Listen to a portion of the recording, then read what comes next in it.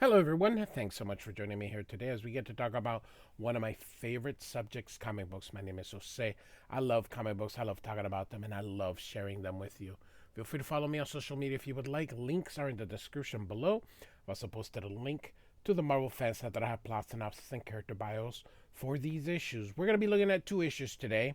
We're going to be continuing our run on Roger Stern's and John Romita Jr.'s Amazing Spider-Man. We're going to be looking at 235 and 236, continuing where we left off from the previous issue. This is from 1982 and still features Will-O-The-Wisp and the Tarantula, who is actually a tarantula now. And he got transformed into a tarantula the previous issue. I do have a playlist for Spider-Man that covers several different eras. I've got the Todd McFarlane's full issues in there. I've got some early Stan Lee, Steve Ditko issues in there. And I'm right now going through the Roger Stern issues that'll lead through to the Hobgoblin and eventually into the Black Costume.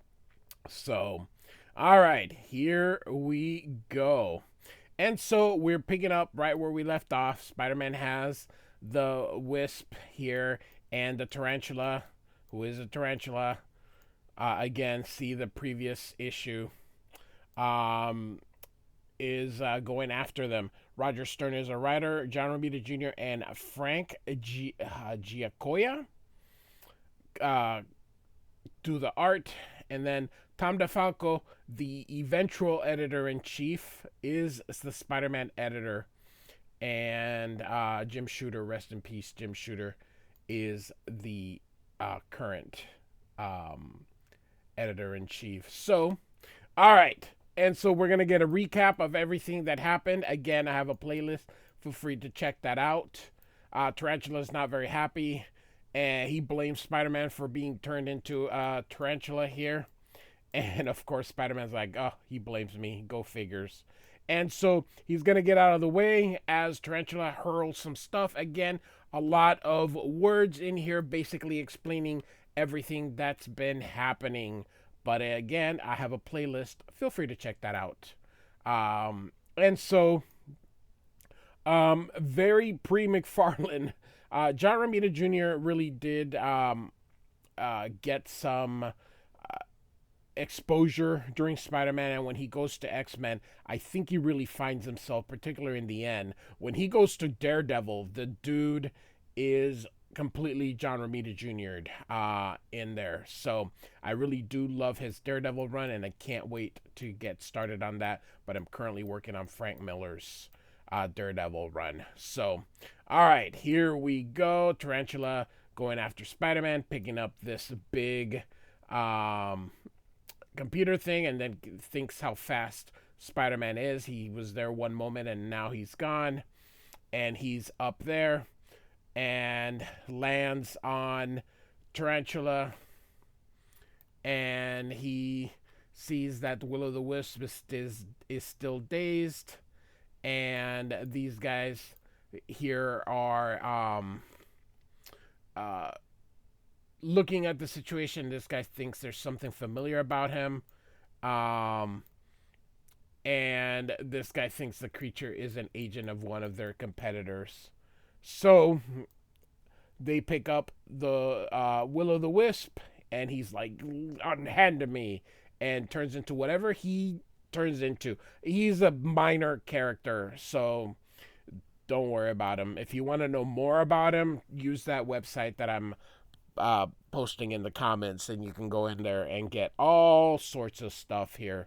So here comes Will-O-The-Wisp and tells him to get back. He'll snuff out the Brand Corporation, which is what sort of Roger Stern has been doing.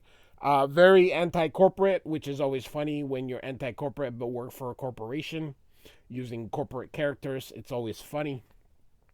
And so Brand and Roxanne is what they're having them go through.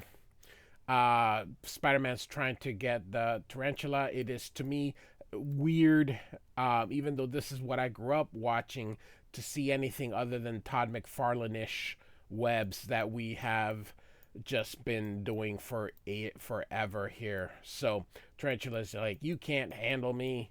And so Will-O-The-Wisp continues doing the thing and hitting him.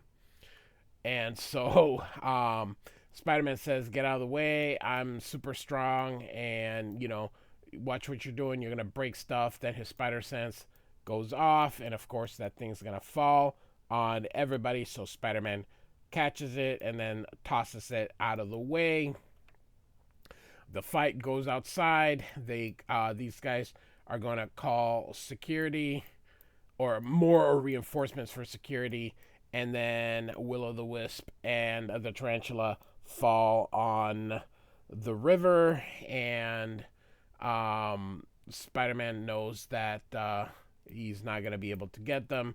His spider sense goes off again, and it is now because of all the security coming through. He webs them and skips them, and is going to go change back into Peter Parker and grabs his little camera. So he tells there's a voice on the intercom saying, "Get out." So Peter's like, "Hey, sorry, lost my way," because this guy's like, "You took a lot of time." Then he asks him, "Hey, are they going to be rescheduling?" And he just locks the door. So, all right. So Peter is going to walk out. He knows that this place is as shady as F. So now he needs to know kind of what to do. And so he's thinking about it maybe those pictures he took of the tarantula and wisp will make him some extra money. And as he's going through, the landlady stops him, is like he's late on his rent. That's a story with Peter. And he says, "Hey, I just have to cash my check." And she's like, "It better be in my hands tomorrow night." And so he's going to go to his dark room. He is just broke. That is one of the Spider-Man things. He's an everyday person and he is just broke. And so he's going to go do his in the dark room and hopefully be able to get paid, but the pictures are worthless because the frame is fogged. He thinks some kind of radiation caused that, and he is not going to be able to sell those pictures. So we are now at the Jonah's office here, and Ned Leeds is like, "Wow, I didn't know this was so fancy." And his not Ned's future wife, but Jonah's future wife is like, "Hey, I helped him with the remodel. Haven't you been up here before?" And Joey is like, "Are you kidding me? Workenstess wouldn't ever set foot here if it wasn't because Jonah's still doubling as editor-in-chief." And then Ned asks, "Why are we up here?" And he figures this has to do with the brand expose, which Jonah confers. And so he tells them here he's got Raymond Royton of the U.S. Department of Justice.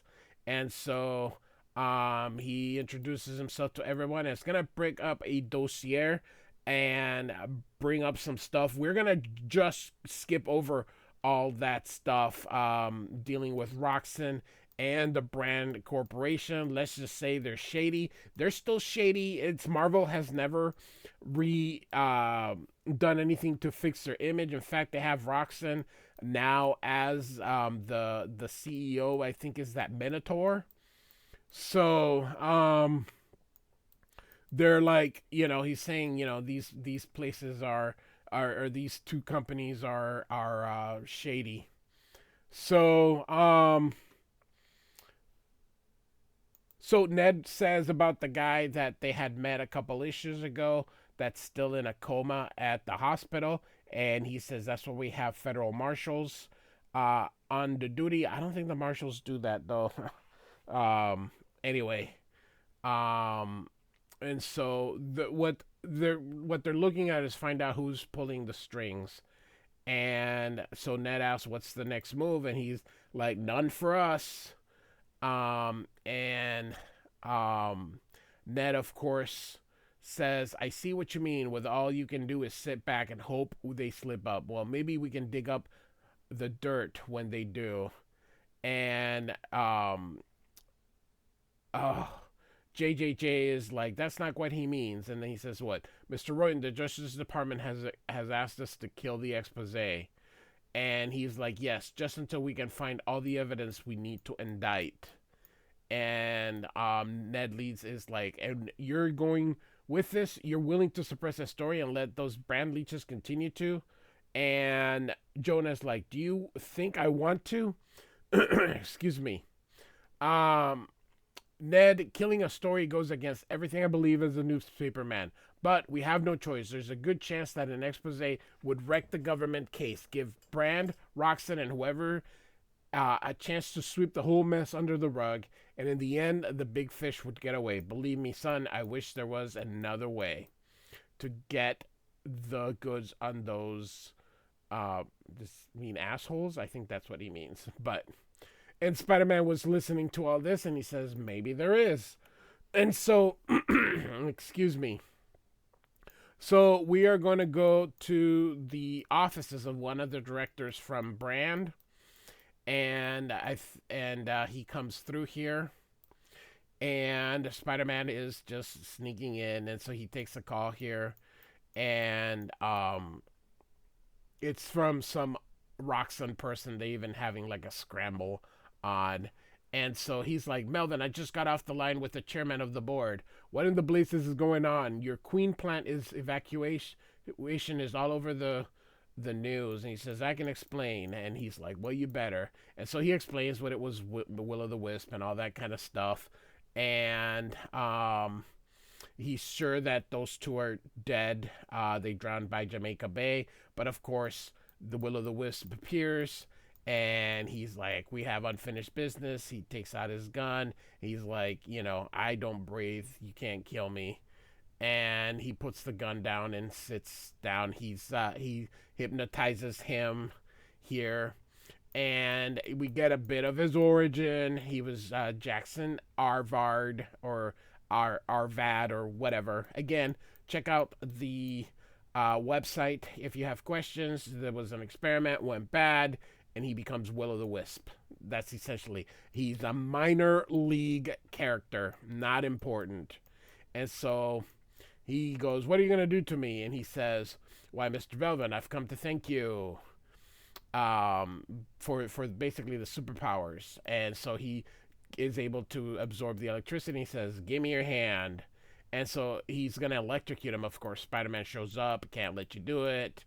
And, we're supposed to be better than this. Typical Spider-Man stuff. It's the reason he's super heroic, and, we're not. Because we'd probably be more like Will-O-The-Wisp. And so they do a short fight here. But, of course, he is now attacked by Tarantula, who also survive.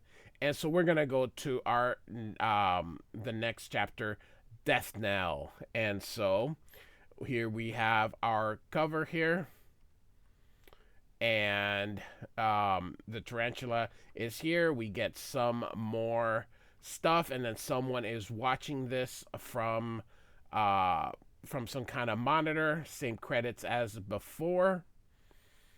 So that guy is watching what's going on in the closed circuit television thing. And so he's trying to get a better look here. And of course, Spider-Man is like, you can't kill him because he's not dead yet. And he's like, not yet. He has a lot to answer for. Tarantula drops him, and he says how they became buddies when they didn't die. Essentially, the fact that this is, excuse me, 3 issues dedicated to Will-O-The-Wisp is silly. With all the classic heroes or villains that Spider-Man has. And yes, I know this is before Venom and oh my god, Carnage, but there's other stuff. Now, I understand that sometimes you don't know if a villain is gonna make it or not, so you have to try. Like they did with the Hobgoblin. The Hobgoblin will be coming very, very soon. He hasn't, and I think that Roger Stern really finds himself a nice little villain here. So, all right, and so they keep talking. Heroes do heroic things. You can't do that. He phases right through it, and Tarantula is gonna eat this Melvin. And Will-O-The-Wisp is like, nope, don't eat him. I need him. And he's like, then if I can't eat him, then I'll feed on you. And so while these two fight, Spider-Man's gonna go with the brand guy, and so we're gonna have a fight. This issue is mostly he knocks him down, but it's a little bit mostly of a bit of just a fight. So it's quite a bit of action for the most part. He's gonna contact the CEO of Roxxon and explain to him what is going on. And he says, "Hey, send up a cleanup crew." Now you know what that means. And so they do. And then he realizes, he looks, and the tarantula is gone. And so Will-O-The-Wisp is looking for them, and Spider-Man is trying to keep hiding. And this guy's like, "Let go of me." And Spider-Man is like, "Shut up," and webs his face here, puts him in, and goes to confront Will-O-The-Wisp. And so, as I mentioned, it's gonna be this is gonna be most of the issue, with just a few caveat. These guys, reporters that were doing a society event. He's like, can't believe we wasted our time. They look up, they see the tarantula, and they're gonna follow. So Spider-Man is going through and finds a power plant, but Will-O-The-Wisp gets him and hypnotizes Spider-Man, and tells him, "Tell me where Melvin is." And he points but gets away, or Spider-Man breaks off from that, punches him, throws him, and of course he's gonna hit the wall, but because of his powers, he goes through it and goes through these energy turbines, and he's now weakened because most of his energy is out. And he wants to know how he knew, but of course Peter's very smart, so now he's gonna take him to Melvin, but of course Tarantula is in there because why not? And now he's gonna fight Tarantula, and like I said, a lot of action in this issue. And of course the TV people get there, so this is now being monitored throughout the whole city. And so this guy says, "Hey, we got to do something." And so they decide they're going to do that. And you'll see what they're going to do at the very end. He's going to kill Melvin, but decides against it. And Spider-Man continues to fight. This tarantula is really turned into a tarantula. And keep in mind that there is a new tarantula that is not the original, because this guy is the original. And we're going to see at the very end that he's not long for this world. And so here, the tarantula is going to commit suicide. Eventually here, he's like, "Shoot me," as he jumps through, and he falls. And real quick, as I was talking, he was gonna try to kill Melvin, but realizes he can't do it. So sorry about that. I kind of skipped that part over. And so he tells him, "You have to tell the truth." And so Melvin does, and he, I don't know, decides he wasn't gonna kill, and goes away. And so they announce here, Roxxon, that their subsidiary, that they were unaware that they were corrupt, and they're gonna investigate and make sure all the guilty people go through. And Peter's like, "Hey, we got the brand guys," and Robbie's like, I don't know whether we got them or not." And of course, the 11 o'clock news brought to you by Roxxon Oil. Roxxon, your energy friend. So yeah, that's pretty much still it in 2026. These corporations are this is what they do. So Amazing Spider-Man 235 and 236 by Roger Stern and John Romita Jr. with some inker I've never heard of. Like and subscribe, and I do thank you so much for listening.